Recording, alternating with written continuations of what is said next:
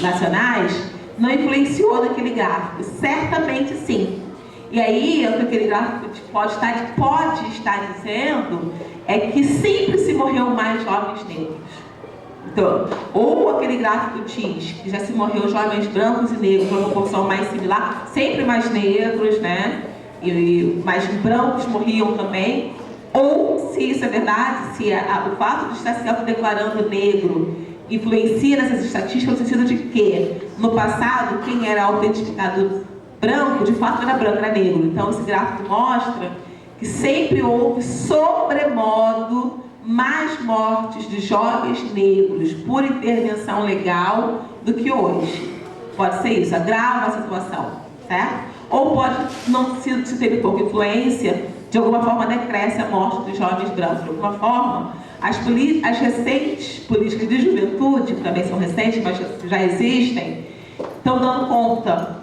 Então, ou pode estar dizendo, as políticas de juventude universal dão conta de alguma coisa e só atinge aos jovens brancos, porque aí você tira eles das zonas de vulnerabilidade, ou diz, não, os jovens negros estão se autodeclarando como negros, então sempre foram eles que morreram. A gente tem essa encruzilhada, a gente não sabe porque os dados são frios e não mostram o que isso significa, mas pode estar significando uma dessas duas coisas. Sempre se morreu mais jovens negros, ou as políticas universais de juventude dão resultado, mas para jovens brancos, então precisamos de políticas específicas para negros. De todas as formas, o gráfico ratifica a necessidade de políticas públicas específicas para a juventude negra. Aí, respondi? Eu acho que foram essas, deixa eu ver. A Amanda também veio a contribuir, né, de forma magnífica, mas não fez pergunta também, né, Amanda? Não. É isso.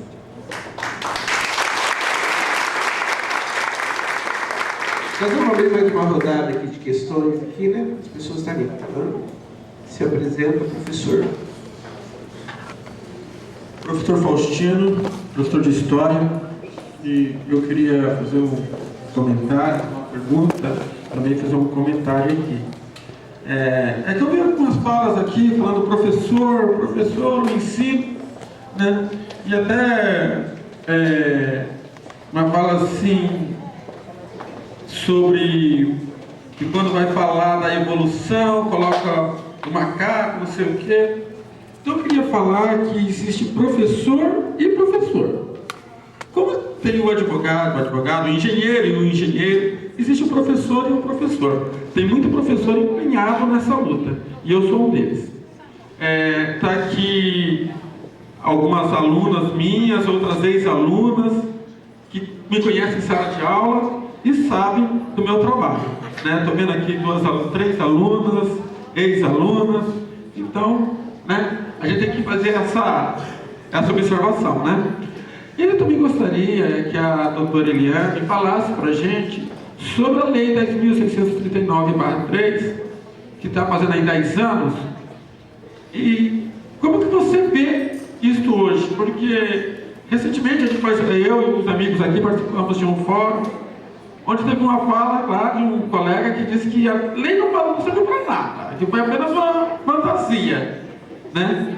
Que a lei não faz 10 anos e a gente sabe que a gente tem dificuldades para implementar essa lei na escola, a gente sabe que não é ainda o esperado, mas não é uma pergunta, mas eu gostaria que a doutora fizesse uma fala sobre essa década da Lei 10.639.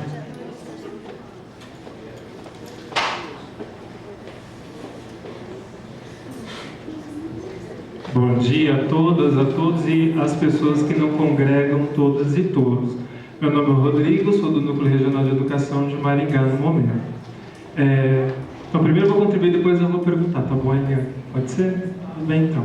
A RPC tem uma propaganda de si mesmo, não sei se vocês já viram, tudo muito feliz, muito lindo. Aparece uma pessoa negra, depois de 30 segundos, que eu tive a audácia de contar, aparece uma pessoa negra do lado de uma oriental, desfocada e no escuro.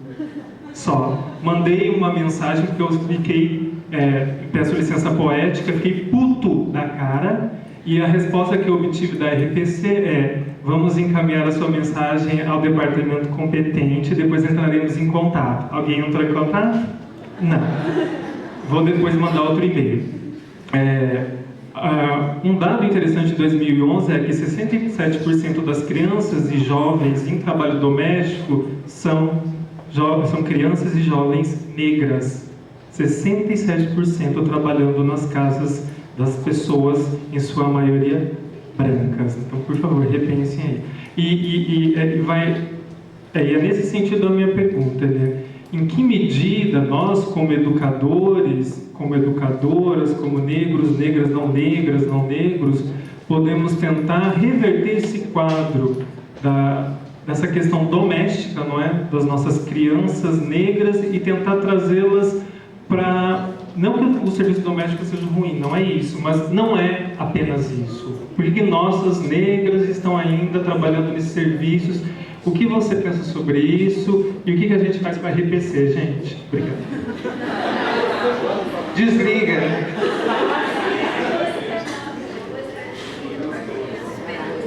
Bom dia, pessoal. Meu nome é Rodrigo. Eu trabalho no Colégio Panorama. Faço parte da equipe multidisciplinar lá, onde a gente debate essa questão. Sou da CSP com Lutas, da coordenação, onde nós temos também o Quilombo Raça e Classe. A colocação, eu queria... Primeiro, parabéns, professor Leandro, foi fantástico a exposição. Muitos elementos aí para a gente contribuir no dia a dia. E a minha fala vai no sentido da colocação de que a questão ela não é biológica, né? Da raça é uma questão social. No caso específico do Brasil, a formação do país, né? País colônia, com a mão de obra escravizada por trazido os negros, né? E onde se valia de muita violência, né? Para conseguir ali extrair aquilo que era exportado depois. E a colocação que eu quero pôr aqui é hoje. Hoje nós vemos ainda um país exportador, commodities, cana, soja, tudo isso, e a violência de uma forma assim assustadora. Nós estamos vivenciando os megas eventos, aí a Copa do Mundo, as Olimpíadas, onde nós temos o pessoal sendo tirado, removido de suas residências. Nós temos aí favelas que pegam fogo do nada. Pegou fogo, e muitas vezes nós sabemos que são criminosos esses incêndios, né? E os amarildos da vida, que faz a gente ficar preocupado com uma situação que agora é desaparecimento de pessoas. E aí contribui no sentido de que nós brancos, nós temos a fundamental tarefa de nos jogarmos de peito e alma nessa luta para reverter essa situação.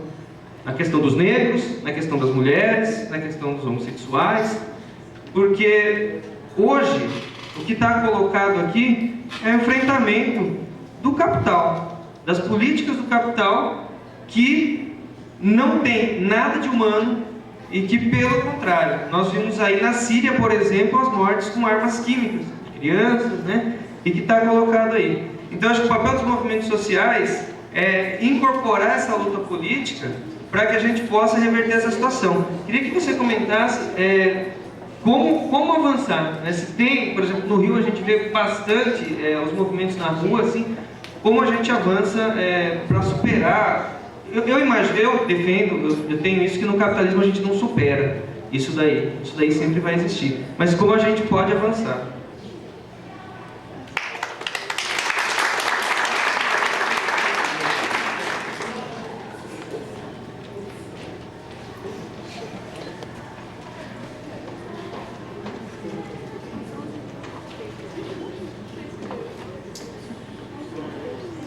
Bom, o meu nome é Maria José, sou lá do Colégio João 23. Eu falei, nem precisava de microfone, né? Porque a gente tem um voz meio alto, assim. Mas eu não podia deixar de fazer uma pergunta a respeito o que tem feito o movimento negro em relação àquele programa que tem no Zorra Total, que passa aquela família deformada de negros, e que eu parei, na minha, né, pelo menos eu, na minha casa, desligo a televisão nesse horário. Ou passo para outro canal, se no outro canal também tiver alguma porcaria, eu tiro. Mas nesse horário desse programa, eu desligo. E também não deixo meu filho assistir, porque criança é movido pelo, né, o oba-oba, e aí ele, é legal, olha, é bonito. Então, só que isso passam mensagens, passam, né, valores, passam cultura, e aí, no meu caso, eu desligo. Mas o que é que tem feito para que isso seja tirado do ar? Porque isso, tenho certeza, denigre a imagem do negro. Porque a gente está lutando pela valorização do negro, né? Para que uma reparação, né? Para a gente ter as condições necessárias para ter uma ascensão social, a gente está brigando por isso. E agora passa um programa daquele completamente fora de noção. É isso mesmo, a outra falou aqui, fora de noção. Então, o que é que tem feito assim, para que um programa desse preconceituoso seja retirado do ar?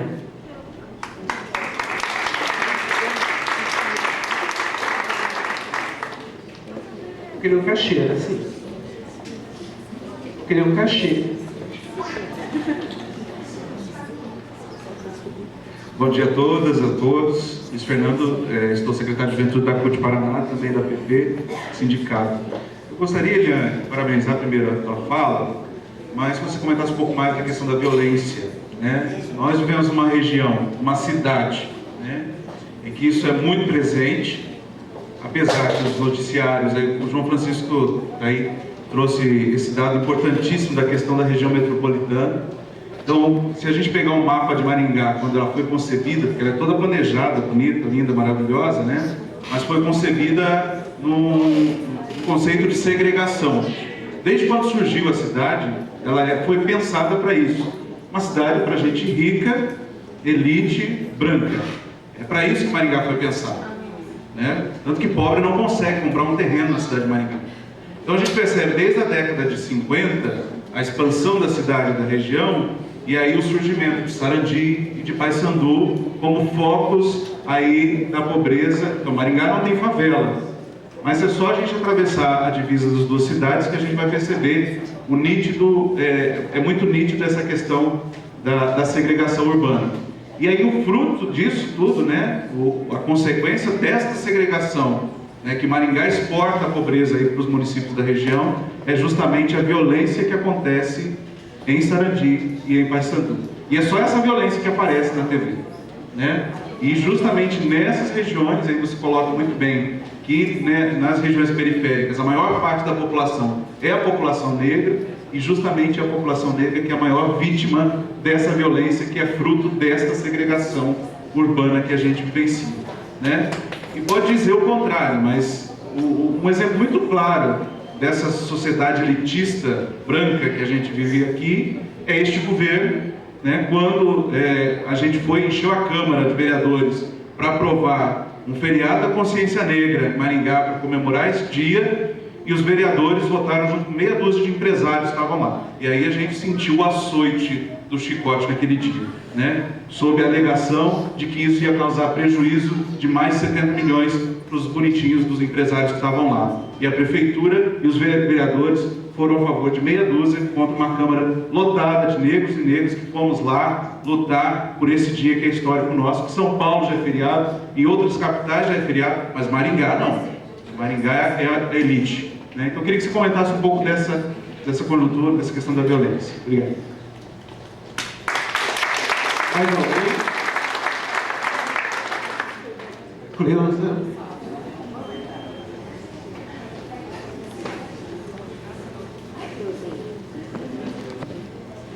Bom dia a todos e todas, professora Cleusa, moradora do município de Sarandi e indignada com a fala anterior do colega, por isso não aguentei ficar quieta, tá? Eu fiz um trabalho justamente sobre a discriminação dos jovens moradores do município de Sarandi no município de Maringá. E é recorrente essa fala de que a violência ela está no município de Sarandi,